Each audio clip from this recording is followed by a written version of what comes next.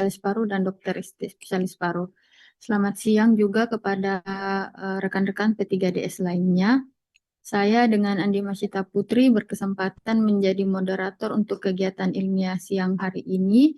Pada hari ini kita memiliki agenda yaitu pembacaan jurnal dengan judul Predictor of Progressive Fibrosing Interstitial Lung Disease and Survival in Fibrosing Interstitial Lung Disease Related Usual Interstitial Pneumonia oleh Dr. Vera Irawanda.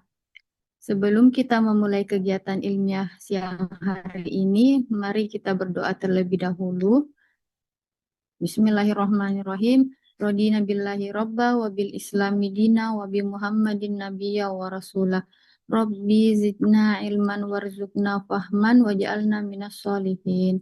Ya Tuhan kami, tambahkanlah kami ilmu, berilah kami pemahaman, dan jadikanlah kami termasuk orang-orang yang soleh. Rabbi sroh lana sudurana wa yassir lana umurana wahlul uqdata min alsinatina yafkahu aqwalana. Ya Tuhan kami, lapangkanlah dada kami, mudahkanlah urusan kami, dan lepaskanlah kekakuan dari lidah kami, agar mereka memahami perkataan kami. Allahumma ja'alna mimma yastami'unal qawla wa yattabi'unal ahsana. Ya Allah, jadikanlah kami termasuk orang-orang yang mendengarkan perkataan, lalu mengikuti yang terbaik darinya. Selanjutnya, mari kita mendengarkan presentasi oleh Dr. Vera Irawanda. Kepada Dr. Vera, dokter memiliki waktu 20 menit untuk mempresentasikan pembacaan jurnal. 5 menit terakhir akan saya ingatkan. Dengan ini dipersilahkan, Dok. Baik, terima kasih moderator. Izin share screen.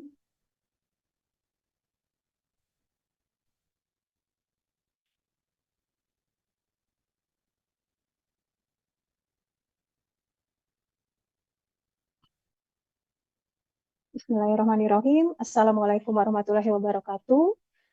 Pada kesempatan ini saya akan membacakan jurnal yang berjudul Predictor of Progressive Fibrosing Interstitial Lung Disease and Survival in Fibrosing Interstitial Lung Disease Related Usual Interstitial Pneumonia. Jurnal ini diterbitkan pada Januari 2026 dari Medicina. Untuk PICO, pasien fibrosing interstitial lung disease (FILD) with usual interstitial pneumonia (UIP) yang menjalani pemantauan lebih dari 12 bulan di rumah sakit tersier di Tiongkok. Untuk I-nya, pasien idiopathic pulmonary fibrosis (IPF). Untuk C, comparison pasien non-IPF dengan pola UIP.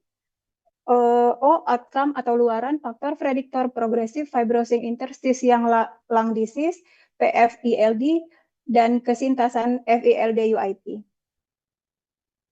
Untuk pendahuluan, penyakit FILD ini adalah penyakit yang heterogen dengan perjalanan penyakit yang bervariasi. Dari kelompok ini, sebagian pasien akan berkembang menjadi bentuk yang lebih berat, yaitu PFILD. Selanjutnya, ketika pasien sudah masuk ke dalam fase progresif ini, kita akan melihat dampak klinis yang bermakna seperti sesak nafas yang semakin memburuk, penurunan kualitas hidup pasien, serta prognosis yang menjadi lebih buruk. Selama ini kita mendengar bahwa kondisi progresif ini identik dengan idiopathic pulmonary fibrosis atau IPF yang memiliki pola khas yaitu UIP. Namun yang menjadi perhatian adalah bahwa pola UIP ini ternyata tidak hanya ditemukan pada IPF. Pasien non-IPF pun seperti penyakit jaringan ikat, pneumonitis hipersensitif juga dapat memiliki pola UIP.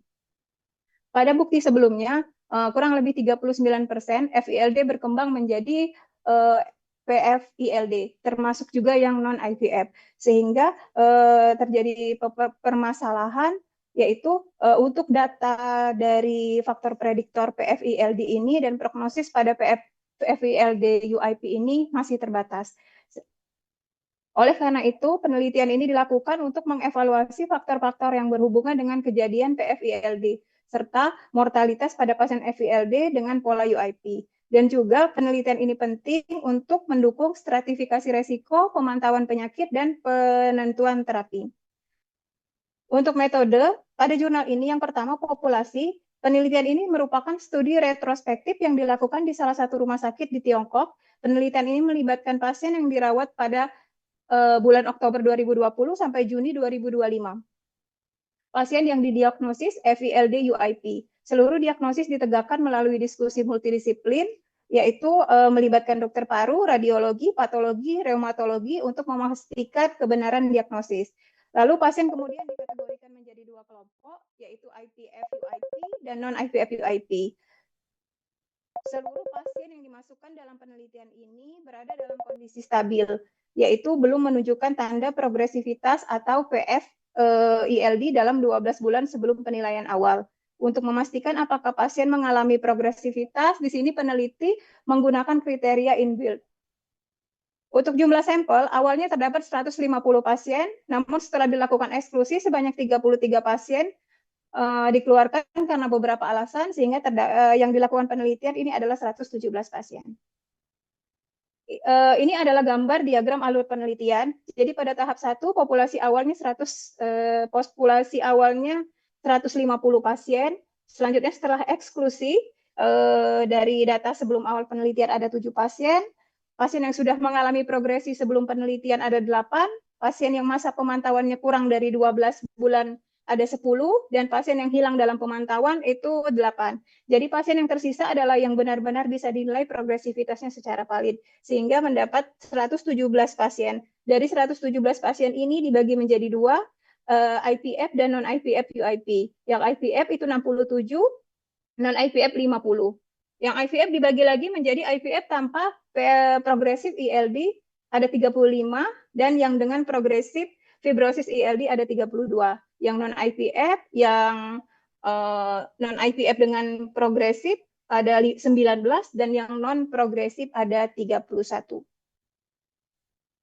Yang kedua yang dibahas di jurnal ini adalah tentang definisi dari PF-ILD melalui kriteria inbuilt. Kriteria inbuilt ini adalah untuk menentukan apakah pasien dengan fibrosis interstitial lung disease ini sudah masuk kategori progresif atau belum, meskipun sudah mendapat terapi standar. Jadi, dalam 24 bulan terakhir, pasien dikatakan PF-ILD jika memenuhi lebih dari 1 dari 3 kriteria berikut. Pertama, penurunan fungsi paru, KPP lebih dari 10%. Kedua, penurunan sedang, KPP 5 sampai kurang dari 10%. Ditambah perburukan gejala respirasi atau peningkatan luas fibrosis. Yang ketiga, perburukan gejala respirasi dan peningkatan luas fibrosis tanpa melihat nilai kapasitas vital paru. Lalu yang ketiga dibahas tentang pengumpulan data. Sumber datanya adalah dari rekam medis rumah sakit, baik rawat jalan maupun rawat inap, tindak lanjut pasien, dan melalui komunikasi telepon. Artinya data ini diikuti dari waktu ke waktu. Yang dinilai adalah variabel, yang pertama data demografi, usia, jenis kelamin, yang kedua kualitas hidup, menggunakan 4 instrumen, KBILD itu khusus ILD, MMRC derajat sesak napas, HADS kecemasan dan depresi. Lalu yang ketiga komorbid, penyakit penyerta pada pasien karena bisa mempengaruhi progresivitas dan prognosis. Yang keempat data fungsional paru seperti kapasitas vital paksa untuk fungsi paru, DLCO untuk kemampuan difusi gas, dan uji jalan 6 menit untuk kapasitas fungsional. Ini untuk menilai derajat keparahan. Selanjutnya ditambah lagi dengan data laboratorium, data pencitraan, dan terapi farmakologis. Selanjutnya pasien dilakukan pemantauan setiap 3-6 bulan sesuai SOP. Penentuan PF-ILD ini, jika dicurigai PF-ILD, maka dilakukan pemeriksaan dan dikonfirmasi oleh tim multidisiplin. Untuk analisis statistiknya, variabel kontinu dengan distribusi normal disajikan dalam bentuk rata, sedangkan variabel yang tidak berdistribusi normal disajikan dalam bentuk median. Variabel kategorik dinyatakan sebagai jumlah dan persentase. Untuk variabel kontinu dianalisis menggunakan uji t-test, uji Mann-Whitney, dan uji chi-square dan uji Fisher. Untuk analisis selanjutan, angka kejadian dihitung dengan cara membagi jumlah pasien yang mengalami PF-ILD dengan total pasien per tahun. Faktor risiko dianalisis dengan regresi logistik, kesintasan dengan Kaplan-Meier, prognostik dengan Koch regression, non-IVF, POC univariat, dan dilihat dari nilai P kurang dari 0,05 dianggap bermakna. Ini adalah hasil penelitian. Hasil penelitian yang pertama dibahas adalah karakteristik pasien dengan FILD UIP. Pada tabel ini ditampilkan karakteristik klinis. Kita melihat variabel yang menunjukkan perbedaan bermakna secara statistik didapatkan bahwa pasien pada kelompok IVF memiliki usia yang lebih tua dibanding dengan pasien yang kelompok non-IVF UIP dengan nilai P di bawah 0,05.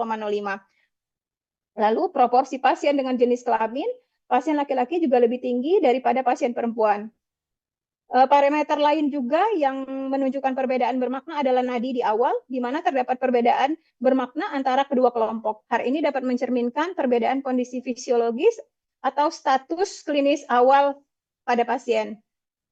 Untuk variabel yang lain seperti indeks massa tubuh, status merokok, tidak ditemukan perbedaan secara bermakna. Begitu juga pada parameter fungsi paru juga tidak ditemukan hasil yang bermakna. Untuk hasil penelitian lanjutannya, tabel ini juga menunjukkan perbandingan karakteristik antar pasien IVF dan non-IVF. Di sini dari aspek terapi terdapat perbedaan yang bermakna antara kedua kelompok. Dengan P di bawah 0,05, pasien dengan IVF secara bermakna lebih banyak mendapatkan terapi antifibrotik, sedangkan pasien non-IVF mendapatkan terapi steroid dan imunosupresan. Hal ini sesuai dengan perbedaan patogenesis, di mana IVF lebih bersifat fibrotik, sedangkan non-IVF lebih terkait proses inflamasi atau autoimun. Ini hasil penelitian dari diagram yang sebelah kiri. Dari gambaran besar ini, pasien dengan IVF berjumlah 67%, sedangkan pasien yang non-IVF itu berjumlah 50%. Artinya IVF adalah kelompok terbanyak, namun non-IVF juga mendapatkan nilai yang cukup besar. Selanjutnya yang diagram yang kanan, untuk kelompok non-IVF, CTD UIP itu 29% yang mendapatkan nilai paling tinggi. Ini juga menunjukkan heterogenitas dari non-IVF. Lalu yang kedua adalah perbandingan karakteristik pasien antar kelompok IVF dan non-IVF UIP berdasarkan status PF-ILD. Jadi pada kelompok IVF, pasien dengan PF-ILD memiliki indeks massa tubuh yang lebih rendah dibandingkan pasien tanpa PF-ILD. Namun tidak ditemukan perbedaan bermakna antara IMT antara pasien non-IVF dengan PF-ILD dan tanpa PF-ILD. Selain itu, pada kelompok IVF memiliki angka kejadian hipertensi pulmonal yang lebih tinggi dibandingkan pasien tanpa PF-ILD dibandingkan dengan pasien tanpa PF-ILD. Perbedaan yang bermakna, jadi perbedaan hipertensi pulmonal ini sering terjadi pada pasien PF-ILD. Ini menunjukkan adanya keterlibatan vaskuler dan menunjukkan adanya penyakit lebih lanjut. Sementara itu, faktor lain seperti usia, jenis kelamin, riwayat merokok, dan komorbiditas itu tidak menunjukkan perbedaan bermakna. Untuk tabel 3, ini adalah tabel kualitas hidup. Kualitas hidup yang dinilai yang bermakna adalah pada KBILD, menunjukkan kualitas hidup lebih buruk, MMRC meningkat juga bermakna, dan HADS meningkat menunjukkan adanya kecemasan atau depresi yang tinggi pada pasien. Makna klinisnya adalah PF-ILD tidak hanya memperburuk paru, tapi juga kualitas hidup dan kondisi psikologis. Untuk yang tabel yang berwarna biru, ini adalah fungsi paru. KPP menurun secara bermakna, DLCO juga menurun secara bermakna. Artinya penurunan volume paru, kemampuan difusi gas menunjukkan fibrosis semakin berat. Lalu analisa gas darah juga menurun secara bermakna. Untuk kapasitas fungsional, yaitu uji jalan 6 menit, juga menunjukkan hasil yang bermakna pada SpO2 saat istirahat dan SpO2 setelah latihan. Untuk LCQ dan nadi itu tidak ditemukan hasil yang bermakna. Pada tabel 4 ini adalah perbandingan parameter laboratorium. Jadi untuk parameter laboratorium terdapat kadar LDH yang secara bermakna lebih tinggi pada pasien IVF dengan PF-ILD dibandingkan dengan pasien IVF IVF tanpa PF-ILD. Itu di bawah 0,05. Maknanya adalah LDH adalah marker kerusakan jaringan sehingga menunjukkan bahwa terjadi kerusakan paru yang lebih berat dan aktivitas penyakit yang lebih tinggi. Selain itu juga di bawah ini ada pada angka mortalitas secara bermakna lebih tinggi pada pasien IVF dibandingkan dengan yang tanpa progresif ILD. Lalu selanjutnya faktor yang berhubungan dengan PF-ILD. Jadi berdasarkan analisis multivariat terdapat 3 faktor yang terbukti berhubungan secara bermakna dengan kejadian PF-ILD. Yaitu yang pertama hipertensi pulmonal, kualitas hidup yang buruk yang diukur dengan skor KBILD, lalu serta penurunan fungsi paru yang ditunjukkan oleh nilai kapasitas vital paksa persen prediksi. Pasien dengan hipertensi pulmonal memiliki resiko sekitar 6 kali lebih tinggi untuk mengalami PFILD, sehingga ini menunjukkan bahwa keterlibatan vaskular sangat berperan penting dalam progresivitas penyakit. Selain itu juga KBILD 4 kali lebih tinggi dan kapasitas vital paksa fungsi paru 3 kali lebih tinggi. Sementara beberapa variabel lain seperti MMRC, LCO, dan parameter uji jalan 6 menit tidak menunjukkan hasil yang bermakna.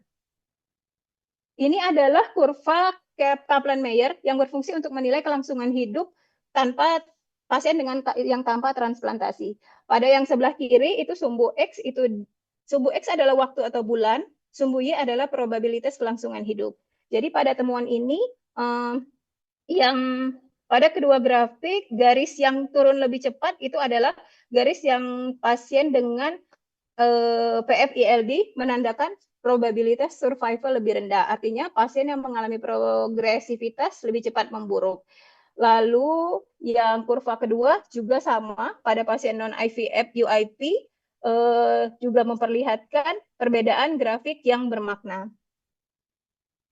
Grafik selanjutnya adalah temuan yang pada grafik yang sebelah kiri itu pada PFILD kurvanya turun tajam yang PFILD positif, namun yang PFILD negatif relatif stabil. Artinya pada pasien IVF jika sudah mengalami progresif kelangsungan hidup jauh lebih buruk. Grafik kanan adalah membandingkan semuanya yaitu IVF dengan IVF, non-IVF, dan semua pasien FILD UIP. Semua kurvanya hampir tumpang tindih, artinya setelah menjadi PFILD, prognosis semua pasien menjadi sama buruknya. Baik, untuk diskusi, penelitian ini memberikan evaluasi yang komprehensif mengenai faktor prediktif dan luaran PFILD pada pasien. Jadi berdasarkan pasien dengan non-IVF lebih rendah dari IVF, 38% dan 47,8%, tidak bermakna namun tetap mempunyai kesintasan yang sama buruk. Untuk faktor prediktor yang independennya, KPP, hipertensi pulmonal, dan KBILD. Ketiga ini bermakna untuk memperparah kondisi pasien. Untuk maknanya, PFILD mencerminkan penyakit lebih berat dan progresivitas yang tinggi. Ini juga berlaku pada pasien baik IVF dan non-IVF. Pada penelitian ini terdapat keterbatasan penelitian, di antaranya yang pertama desain penelitian. Desainnya adalah studi retrospektif dan berpusat pada satu pusat hanya satu rumah sakit saja, dan keterlibatannya beresiko bias seleksi dan keterbatasan data. Untuk definisi PFILD, ini keterbatasannya belum standar secara umum, kasusnya tidak teridentifikasi dengan jelas.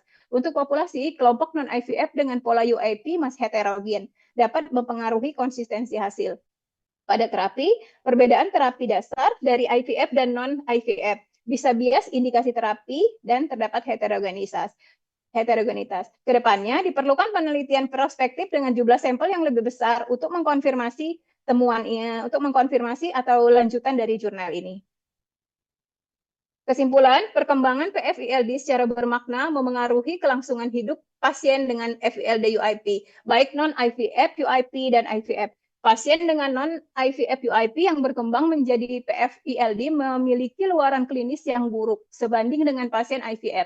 Semua FILD UIP beresiko mengalami PFILD dan memiliki luaran yang serupa dengan IVF UIP. Selanjutnya, telah kritis. Telah kritis ini menggunakan telah kritis Oxford dengan studi prognosis. Apakah pasien direkrut secara representatif pada tahap awal penyakit? Ya, pasien direkrut secara representatif karena pasien FILD UIP bukan PFILD dalam 12 bulan sebelumnya. Apakah tindak lanjut cukup lama dan cukup lengkap? Ya, tindak lanjut dilakukan selama lebih dari 12 bulan. Apakah luaran diukur secara objektif dan jelas? Ya, luaran PFILD berdasarkan tes fungsi paru, uji jalan 6 menit, analisa gas darah, dan KBILD. Apakah kriteria luaran jelas dan valid? Ya, karena luarannya dapat terukur dan menggambarkan fungsi paru dan kualitas hidup. Apakah dilakukan pengendalian faktor prognostik yang penting? Ya, dilakukan pengendalian faktor prognostik, yaitu fungsi paru, kualitas hidup, dan kesintasan. Untuk kepentingan, seberapa besar kemungkinan terjadinya PFILD? Jadi kemungkinan terjadi PFILD ini 47,8% pada IVF dan 38% pada non-IVF pada jurnal ini. Seberapa besar dampak terhadap mortalitas? Resiko kematian meningkat sekitar 6 kali pada PFILD UIP secara keseluruhan, hampir 5 kali pada IVF, dan paling tinggi pada kelompok non-IVF UIP, yaitu sekitar 14 kali lipat. Namun pada kelompok non-IVF, interval kepercayaan yang cukup lebar menunjukkan adanya variasi data yang tinggi, kemungkinan akibat sampel yang terbatas. Apakah hasil penelitian penting secara klinis? Ya, analisis multivariat pasien penting dari yang hasil didapatkan itu odds ratio-nya sekitar 4,5 kali lebih tinggi untuk mengalami progresif ILD, sedangkan pasien dengan penurunan fungsi paru itu memiliki resiko 11 kali lebih tinggi. Apakah hasil penelitian ini memiliki presisi yang baik? Ya, karena interval kepercayaan tidak memotong angka 1 dan nilai P di bawah 0,05, artinya nilai P bermakna. Penerapan, apakah karakteristik pasien serupa dengan pasien di praktik? Ya, karakteristik pasien yang pada jurnal ini serupa dengan pasien di praktik. Apakah hasil penelitian dapat diterapkan? Ya, hasil penelitian dapat diterapkan di dalam praktik sehari-hari. Apakah hasil penelitian penting secara klinis? Ya, karena memprediksi progresivitas ILD dan kesintasan pasien ILD. Baik, terima kasih pembacaan jurnal hari ini. Apabila ada kesalahan saya mohon maaf. Assalamualaikum warahmatullahi wabarakatuh. Waalaikumsalam warahmatullahi wabarakatuh. Terima kasih kepada Dr. Vera atas presentasinya yang sangat menarik dan informatif. Selanjutnya kita mulai sesi diskusi dan tanya jawab. Kepada rekan-rekan P3DS, jika ada pertanyaan silahkan menggunakan fitur angkat tangan pada Zoom dan silakan beserta pertanyaan dan saya persilahkan. Baik, kepada Dr. Awan, saya persilahkan untuk bertanya. Baik, terima kasih atas kesempatannya, moderator. Apakah suara terdengar, Dok? Terdengar, Dokter. Baik, terima kasih. Saya izin bertanya kepada Dr. Vera atas presentasinya yang sangat menarik. Izin Dok, dari penelitian ini menggunakan kriteria inbuilt tadi Dok yang seperti yang dijelaskan di presentasi untuk mendefinisikan dari PFILD. Namun kita tahu bahwa definisi PFILD juga masih belum sepenuhnya universal. Nah, menurut dokter, apakah penggunaan kriteria ini sudah cukup untuk merepresentasikan dari kondisi klinis dari pasien-pasien PFILD tersebut, Dok, atau apakah ada keterbatasan? Terima kasih. Baik, terima kasih atas pertanyaannya kepada Dr. Vera. Saya persilakan untuk menjawab. Baik, terima kasih kepada Dr. Awan atas pertanyaannya. Untuk kriteria inbuilt untuk mendefinisikan dari PFILD ini. Jadi kriteria inbuilt ini dalam penelitian ini sudah cukup representatif. Jadi untuk menggambarkan kondisi klinis sehari-hari. Namun memang masih terdapat beberapa keterbatasan. Jadi dari sisi kelebihan, kriteria inbuilt ini cukup komprehensif karena dia tidak hanya bukan hanya mengukur penurunan fungsi paru saja, seperti bukan hanya menilai KVP saja, tetapi juga mempertimbangkan dari perburukan gejala klinis serta apakah ada perubahan pada radiologis.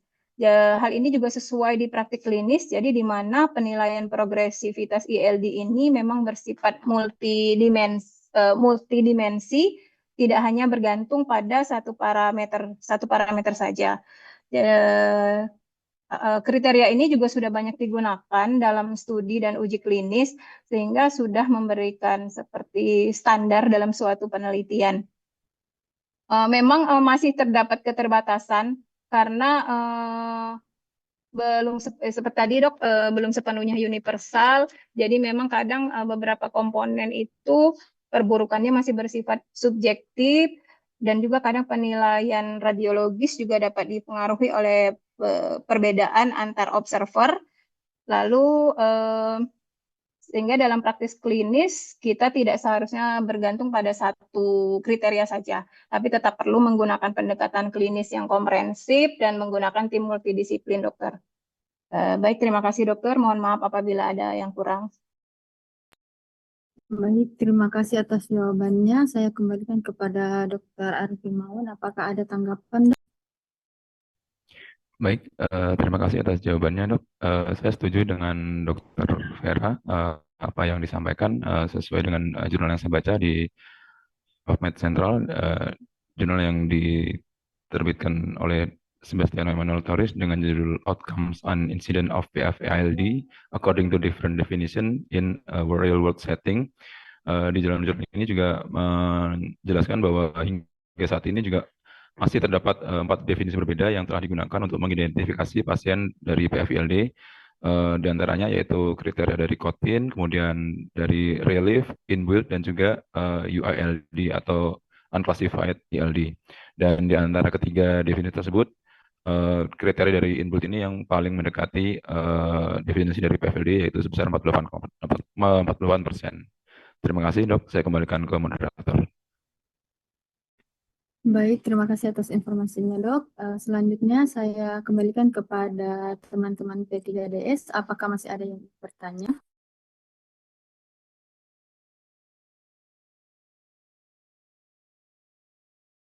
Kepada Dr. Muhammad Ridwan, saya persilahkan, Dok.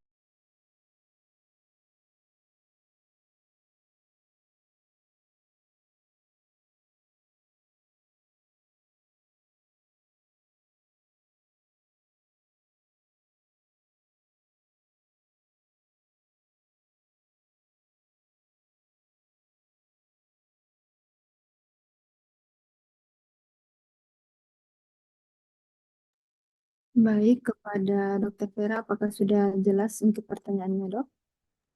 Saya persilahkan untuk memberikan jawab. Baik, terima kasih atas pertanyaannya. Untuk skor King Brief Interstitial Lung Disease, ini skor King Brief ini adalah instrumen yang menilai kualitas hidup spesifik pada pasien ILD. Jadi memang dia mencakup berbagai aspek gejala dari respirasi, aktivitas, dan serta dampak psikologis pasien. Jadi dia juga memandang dari sisi psikologis pasien. Jadi dalam penelitian ini KBILD terbukti sebagai prediktor yang independen terhadap kejadian PFILD. Jadi yang menunjukkan bahwa kualitas hidup itu tidak hanya berupa akibat dari penyakit, tetapi dapat juga mencerminkan progresivitasnya. Tapi jika dibandingkan dengan tes fungsi paru standar seperti kapasitas vital faksa, DLCO, keduanya sebenarnya memiliki peran yang saling melengkapi. Jadi bukan yang saling menggantikan. Karena dok, untuk tes fungsi paru, kalau tes fungsi paru itu ada bersifat objektif. Jadi untuk mengukur derajat gangguan paru. Dan itu juga sudah lama digunakan sebagai standar dalam menilai progresivitas. Sedangkan kalau KBILD ini kan bersifat subjektif, namun memang terpusat kepada pasien, mencerminkan kondisi yang tidak selalu tertangkap oleh parameter fisiologis seperti misalnya gejala yang dirasakan pasien, keterbatasan aktivitas, dan yang terakhir itu adalah kondisi psikologis. Jadi memang beberapa studi menunjukkan bahwa KBILD ini memiliki kemampuan prognostik yang sebanding dengan parameter fisiologis pada satu titik tertentu. Tapi memang tetap seperti tadi perannya saling melengkapi, bukan saling menggantikan, dokter. Terima kasih, dok. Mohon maaf apabila ada yang kurang, dokter. Baik, terima kasih atas jawabannya. Saya kembalikan kepada Dr. Muhammad Ridwan. Apakah ada tanggapan, Dok?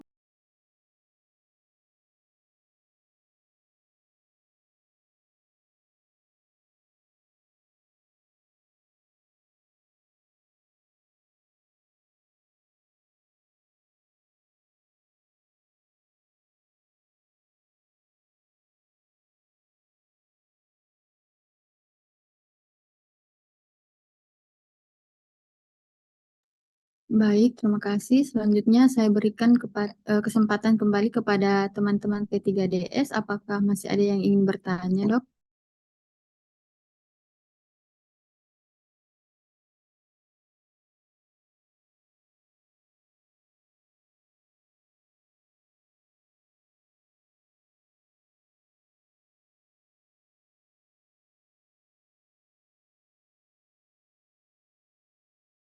Baik, saya persilahkan kepada Dr. Aseng untuk bertanya. Baik, terima kasih. Saya ingin bertanya kepada presentan. Tadi dijelaskan dari jurnal eh, pada bagian latar belakang bahwa PF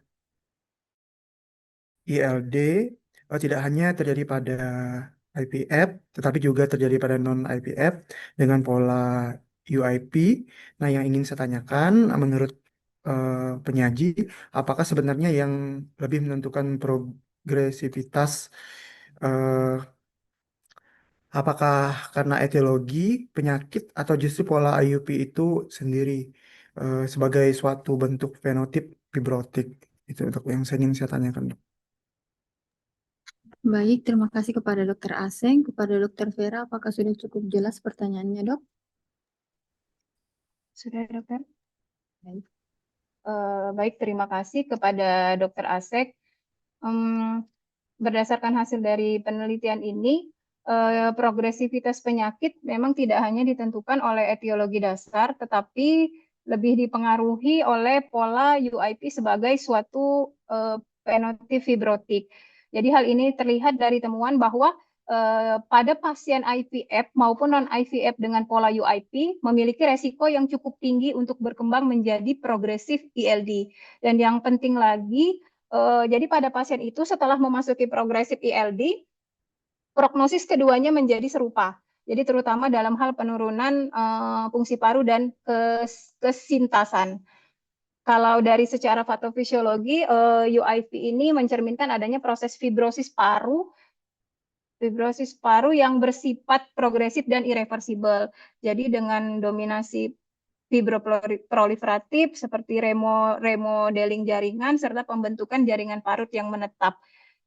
Jadi oleh karena itu dapat dikatakan kalau UIP ini lebih mempresentasikan suatu penotip akhir, Dok, dari berbagai penyakit ILD yang memiliki kecenderungan untuk progresif. Jadi sehingga perjalanan klinisnya menjadi lebih ditentukan oleh pola tersebut dibanding etiologi awalnya.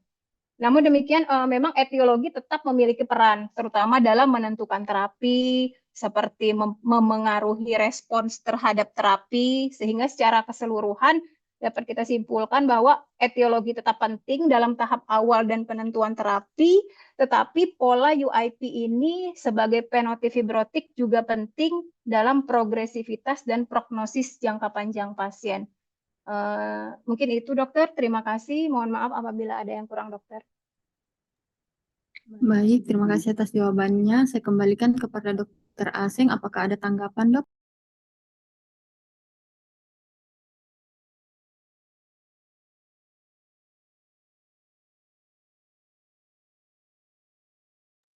Baik, selanjutnya kepada teman-teman P3DS, apakah masih ada yang ingin menyampaikan pertanyaan? Maaf, moderator, tadi sinyalnya sedang gangguan. Saya ingin menanggapi jawaban dari Dr. Vera tentang jawab mengenai PF eh, ILD. Jadi yang saya tangkap itu UIP itu merupakan pola akhir ya, Dok, dari kedua kelainan tadi yang ada IVF atau non-IVF. Terima kasih, Dok. Baik, terima kasih atas tanggapannya, Dok.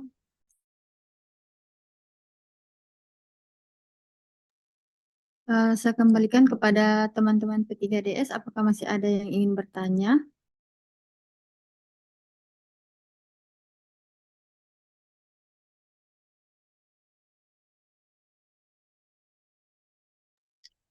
Baik, jika sudah tidak ada lagi pertanyaan, selanjutnya mari kita dengarkan umpan balik yang akan disampaikan oleh Dr. Novi, spesialis paru konsultan.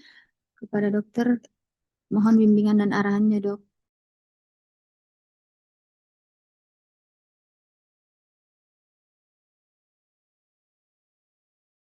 Baik, terima kasih Dokter Masita. Tadi sudah dipresentasikan jurnal mengenai prediktor progresif fibrosis oleh Dokter Vera ya. Tadi saya dengar semua pertanyaan sudah terjawab baik oleh Dokter Vera dan dia terjawab dengan sangat baik. Jadi sedikit aja sih tambahan dari saya. Dari jurnal ini mungkin bisa kita simpulkan bahwa jadi UIP itu sebenarnya menjadi tidak hanya suatu gambaran radiologis, tapi juga menjadi prognosis dari penyakitnya itu ILD sendiri. Dan kita mengidentifikasikan prediktor dari progresivitasnya itu juga untuk mengetahui atau melakukan intervensi dini ya. Jadi tidak dengan intervensi dini kita bisa membuat mengurangi late diagnosis sehingga perjalanan penyakitnya tidak sampai ke tahap yang sudah extend seperti itu dengan mengetahui prediktor-prediktor tadi. Kemudian saya rasa dari saya itu saja. Soalnya tadi sudah banyak sudah terjawab dengan baik. Saya coba memperhatikan dari pertanyaan-pertanyaan, Dokter Vera sudah menjawabnya dengan baik. Mungkin ada tambahan dari Dokter Nurman ya, ada ya?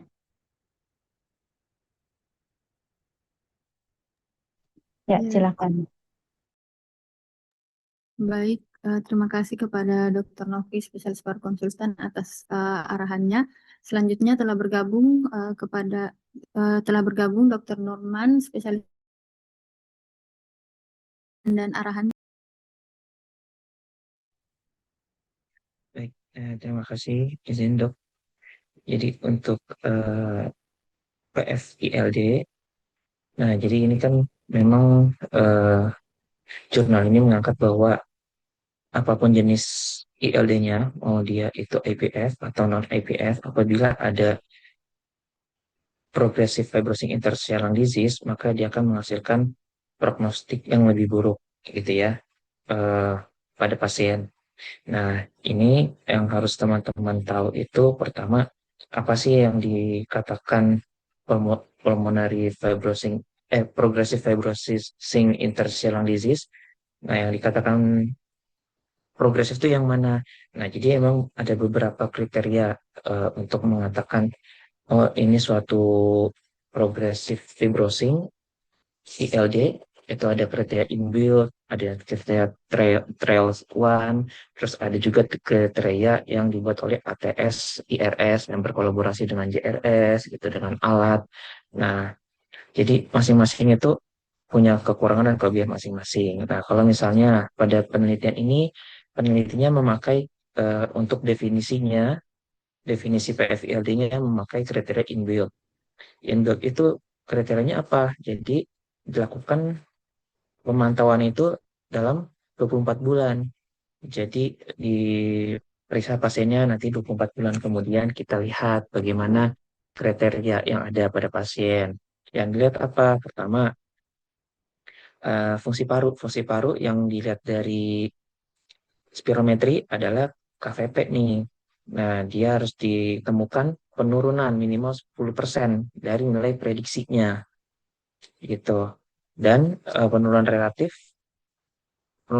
ya, KVP 5-10% dibandingkan nilai prediksinya. Jadi kita harus bedakan nih nilai absolut dan nilai relatifnya seperti apa. Kemudian juga ada perburukan gejala dan juga ada perburukan pada gambaran HRCT.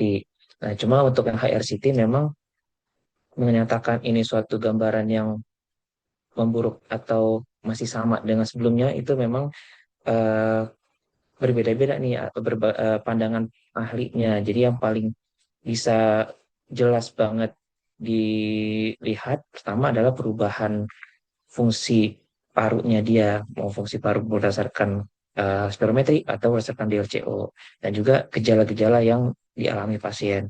Nah, itu. Kemudian kalau kita melihat ini kriteria yang dibuat oleh ATS IRS, ini lebih singkat lagi pemantauannya. Itu dalam waktu 1 tahun. Jadi apabila ditemukan, dia ada 3 kriterianya. Sama aja sih, klinis, fungsi paru, sama radiologi. Nah, apabila ditemukan misalnya, kalau untuk fungsi parunya itu ada penurunan absolut KVP lebih dari 5%, atau DLCO menurun lebih dari 10%. Nah, yang dinamakan absolut itu apa sih? Jadi KVP yang pada awal, terus KVP yang akhirnya berapa. Jadi KVP kan kita dibandingkan dengan KVP prediksi yang sesuai usia, jenis kelamin, tinggi badan, ras itu ya. Kita bandingkan berapa. Contoh, misalnya kita mau tahu ke KVP absolut pasien ini berapa ya. Nah, pada saat awal kita mendapatkan 60% eh, prediksi. Kemudian pas saat 1 tahun kemudian kita spirometri lagi dia. Oh, ternyata dia jadi 50% dibandingkan nilai prediksi. Jadi kurangnya udah berapa? Udah 10%. Nah, itu yang absolut. Tapi kalau relatif, kita lihat gini. eh Contoh yang pertama 60%. Kemudian yang kedua yang berikutnya 50%. Berarti cara ngitungnya adalah 60 dikurang yang dasar dikurang yang saat ini dibagi yang dasarnya. Jadi berapa? Berapa persen tuh? Gitu ya. Jadi dia dikurangin 60 kurang 50 kan 10. 10 eh dibagi 60 jadi berapa?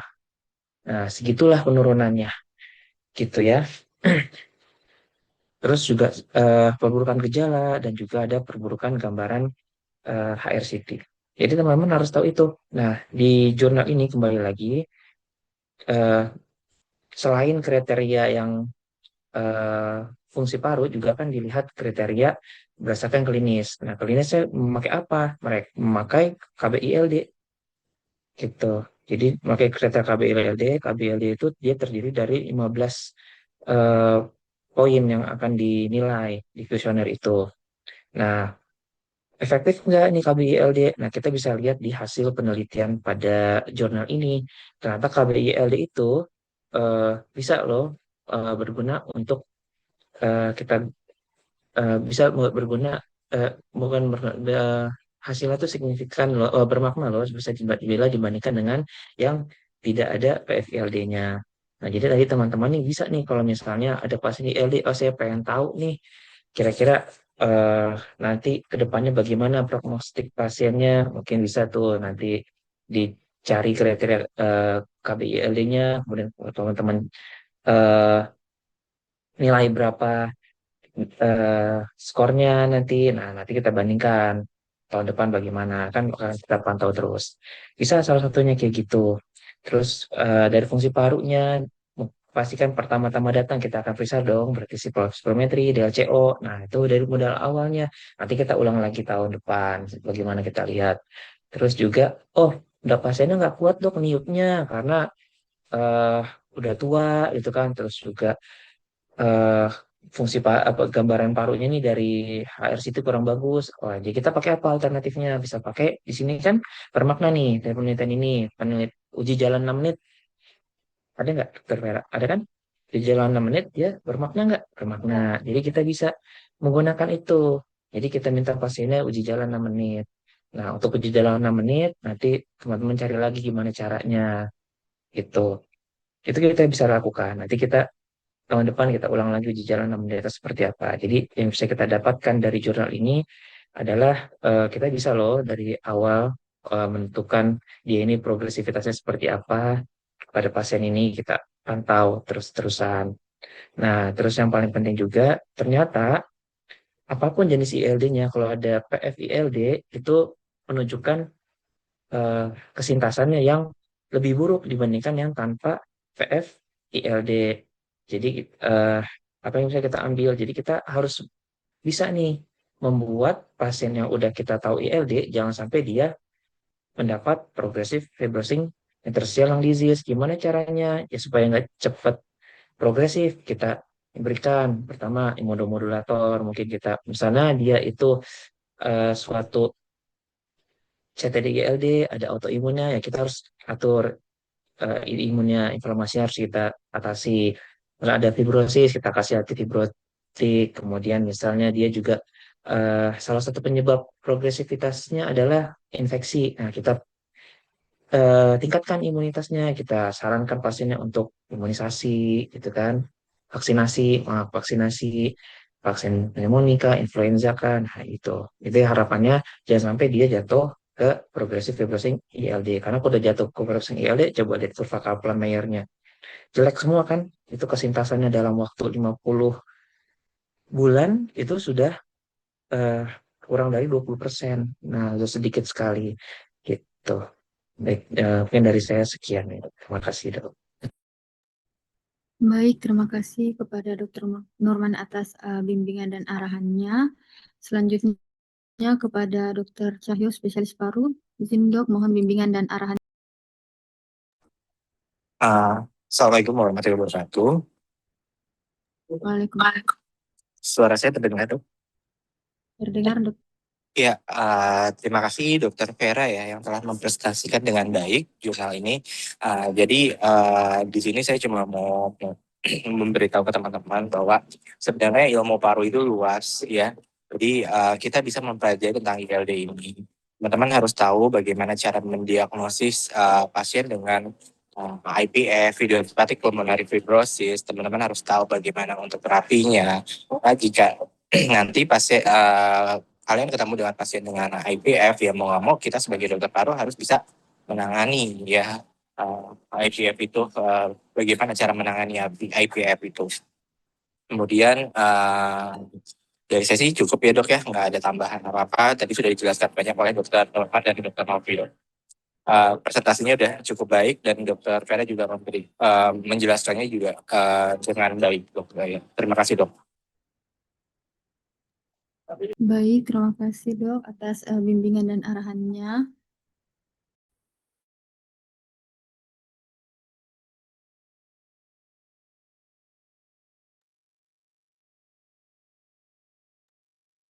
Izin dok, jika sudah tidak ada lagi masukan, mari kita menutup kegiatan kita hari ini. Semoga kegiatan kita hari ini dapat menambah keilmuan dan bernilai ibadah di sisi Allah Subhanahu wa Ta'ala. Mari kita akhiri kegiatan hari ini doa. Bismillahirrahmanirrahim. Allahumma inna nasta'di'unaka ma'alamtana farduthu ilaina inda hajatina wala tunshidna ya rabbal alamin. Subhanaka Allahumma wa bihamdi asyhadu an la ilaha anta astaghfiruka wa atubu ilaik. Maha suci Engkau ya Allah, ya Tuhanku, dan aku memuji syukur kepadamu. Aku bersaksi bahwa tiada Tuhan selain Engkau. Ampunilah dosa-dosa kami dan kami bertobat kepadamu.